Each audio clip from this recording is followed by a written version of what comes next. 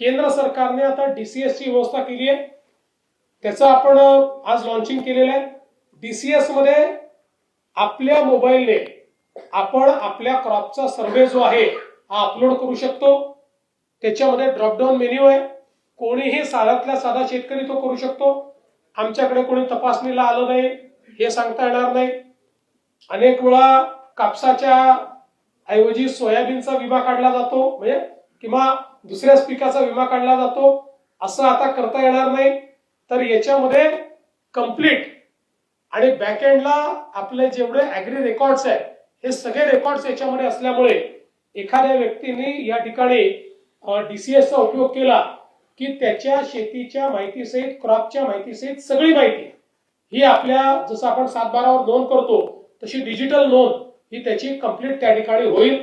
त्यामुळे ज्या काही पुढे इन्शुरन्स मध्ये अडचणी येतात, ज्या गडबडी होतात, या सगळ्या गडबडी याच्या माध्यमातून पूर्णपणे बंद होणार आहे.